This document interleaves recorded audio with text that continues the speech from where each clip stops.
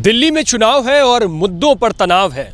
और दिल्ली में के चुनाव में जो सबसे ज़्यादा जिस मुद्दे की चर्चा की जा रही है वो है यमुना का मुद्दा। ये आज का नहीं है, दर बदस्तूर कई सालों से चलता चला आ रहा है। सरकार दिल्ली में किसी की भी हो, एक दूसरे पर इल्ज़ामात के लिए तमाम कोशिशें होती हैं। यह हकीकत है कि दिल्ली के पास अपना पानी नहीं है। दिल्ली को हरियाणा, पंजाब, उत्तर प्रदेश, हिमाचल प्रदेश जैसे राज्यों पर पानी के लिए निर्भर रहना पड़ता है और दिल्ली को पानी की आपूर्ति इन्हीं राज्यों से मिलती है। इस वक्त हम खड़े हैं ISBT के वासुदेव घाट के किनारे और मेरे पीछे है यमुना। हिंदू धर्म की पवित्र नदियों में से एक मानी जाती है और इसी यमुना के किनारे हिंदू धर्म के कई पवित्र स्थल हैं। ये यमुना आगरा जाती है, मथुरा में होती है और मथुरा में इसी यमुना में कई लोग स्नान करते हैं और पौराणिक मान्यता के मुताबिक भगवान श्री कृष्ण ने इसी यमुना में अपनी कई रासलीलाएं की हैं। अब इस यमुना जो हिमालय से निकलती है और प्रयागराज तक जाती है, लगभग 1200 किलोमीटर की अपनी इस पूरी यात्रा को भारत के अंदर करती है। लेकिन इस यमुना की सबसे ज़्यादा दुर्दशा जो होती है वो दिल्ली के अंदर होती है। इस यमुना के साथ सबसे ज़्यादा बर्बरता होती है तो दिल्ली के अंदर होती है। इस यमुना को ख़राब करने के लिए जितनी जिम्मेदार सरकार है उतनी ही जिम्मेदार इस शहर के लोग भी हैं। और ये मैं क्यों कह रहा हूँ, ये आप इससे समझेंगे कि जब यमुना के किनारे जाएंगे, जब यमुना को देखेंगे तो आपको समझ में आएगा कि यमुना के साथ ये दुर्दशा क्यों की जा रही है। हरियाणा से जब यमुना प्रवेश करती है, पल्ला गांव वो इलाका है जहां दिल्ली में इसकी एंट्री होती है और असगरपुर यानी ओखला बैराज के बाद इस यमुना यहां से बाहर निकलती है। दिल्ली में यमुना का इतना एरिया है, पल्ला से लेकर के ओखला तक, असगरपुर तक।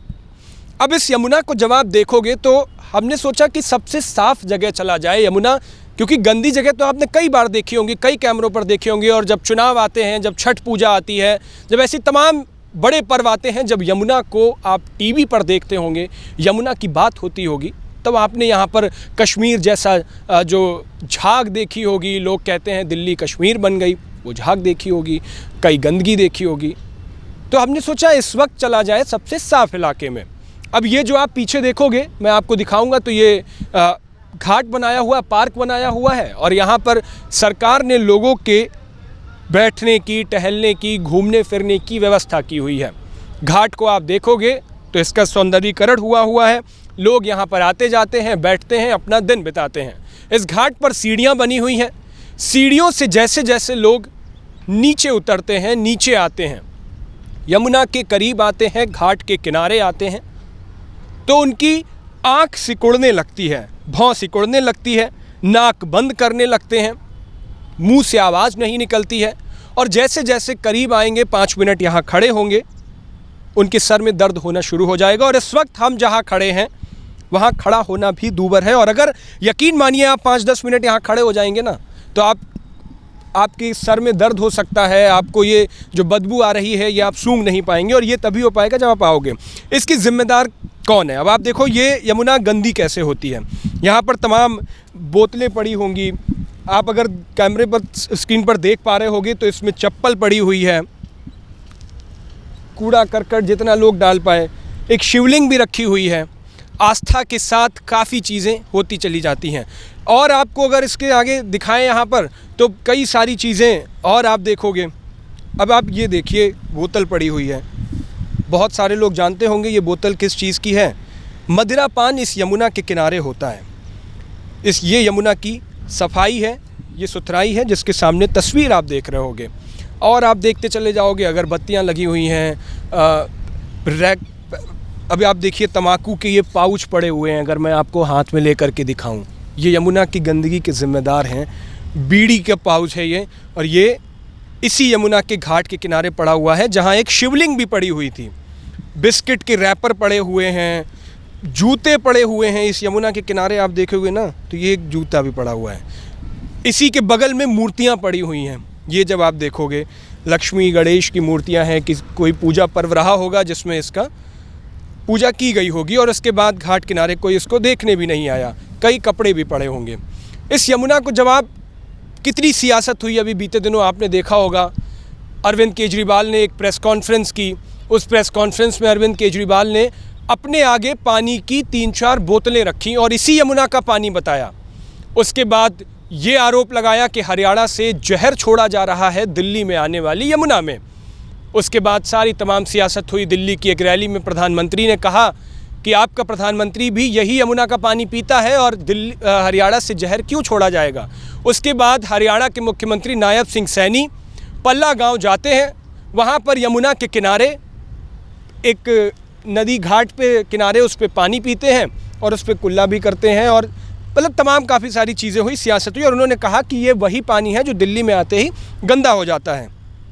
अब ये पानी कितना गंदा है पहले आपको ये दिखा देता हूँ। एक अभी तो फ़िलहाल ये साफ़ जगह पे हम थोड़ा सा खड़े हुए हैं क्योंकि मैं साफ़ जगह को लेकर आया कि वहाँ की स्थिति जब ये हो सकती है तो गंदी जगह तो आपने कई बार कैमरे पर देखी होंगी। ये सबसे साफ़ जगह की बात मैं आपको दिखा रहा हूँ और इसका एक किनारे से मैं पानी भरने की कोशिश करता हूँ जिसको लेकर के तमाम दावे वादे और सारी चीज़ें की जाती हैं।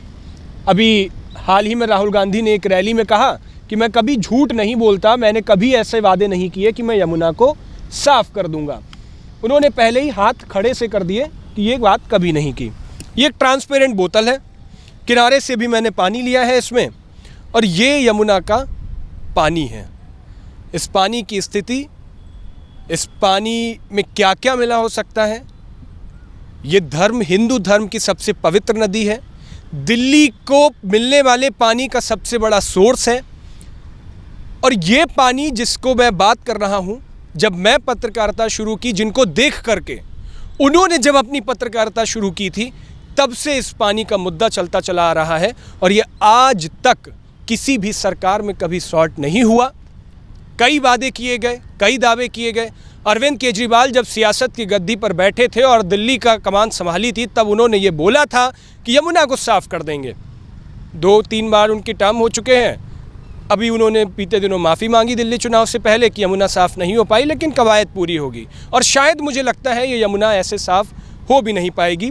नेताओं को इस तरीके से न एक दूसरे पर जहरीली राजनीति करनी चाहिए, न एक दूसरे पर जहरीला पानी पीने को मजबूर करना चाहिए, क्योंकि हकीकत यह है कि दिल्ली का जो पानी है, जो यमुना जो बह रही है, इस पानी में फैक्ट्री का जो दूषित पानी होता है वो गिरता है, जो वेस्ट मटेरियल है वो इसमें जाता है, सीवर का पानी इसमें जाता है, सीवेज लाइंस का पानी इसमें जाता है और जब इतना सारा पानी मिलकर के इस यमुना में जाता है तो आप के सामने जब नतीजा आता है तो ये बोतल में भरा हुआ यमुना का पानी आता है।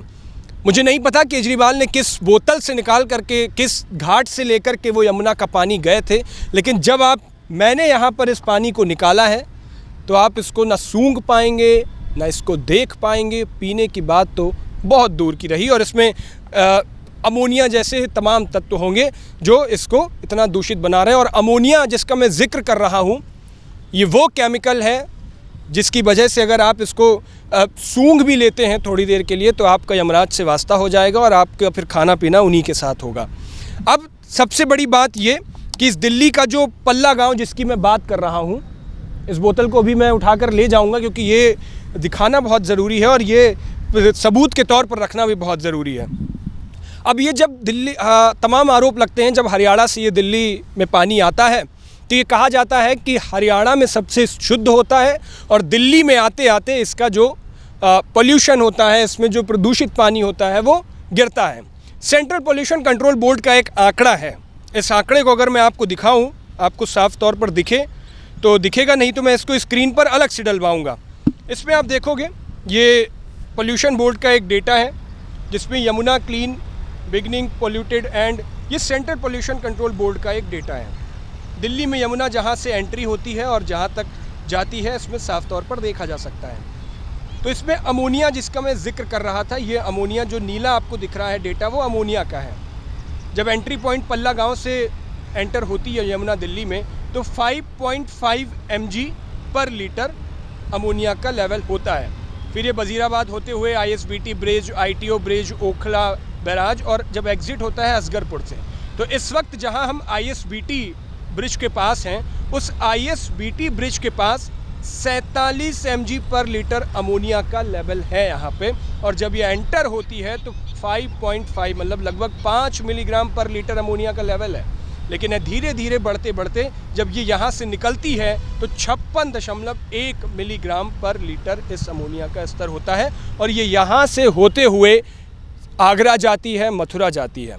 यानी यमुना की सबसे बड़ी दुर्दशा, सबसे ज़्यादा दुर्दशा इस दिल्ली के लोग करते हैं, दिल्ली में होती है। जिम्मेदार सरकार भी है, जिम्मेदार यहाँ के लोग भी हैं, लेकिन लोगों की जिम्मेदारी से ज़्यादा सरकार की जिम्मेदारी बनती है, जो लोगों से झूठे वादे करके गद्दी पर बैठते हैं, वोट लेते हैं और उसके बाद ये भूल जाते हैं।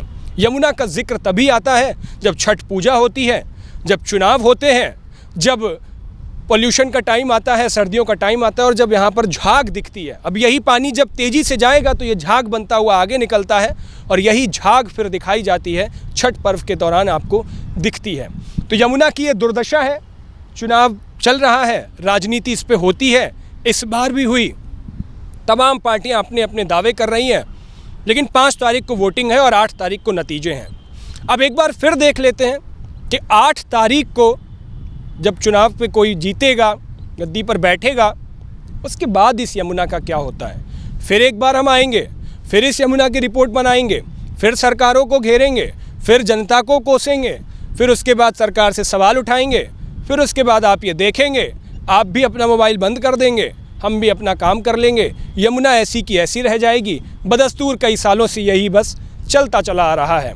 यमुना का जिम्मेदार कौन है, सवाल इस पर भी है। यमुना कैसे साफ होगी, ये सबसे बड़ा सवाल है। और यक्ष प्रश्न ये है कि दिल्ली में जो सबसे बड़ा पानी का सोर्स है, सिर्फ इसकी ही दुर्दशा क्यों कर रहे हैं, कौन जिम्मेदार है? आपको पता हो तो बताइएगा ज़रूर। यमुना पर आप क्या सोचते हैं? सरकारों से सवाल कैसे पूछते हैं? किसकी जवाबदेही तय की जाए, ये ज़रूर बताइएगा। चुनाव की पल पल की अपडेट के लिए देखते रहिए भारत एक्सप्रेस।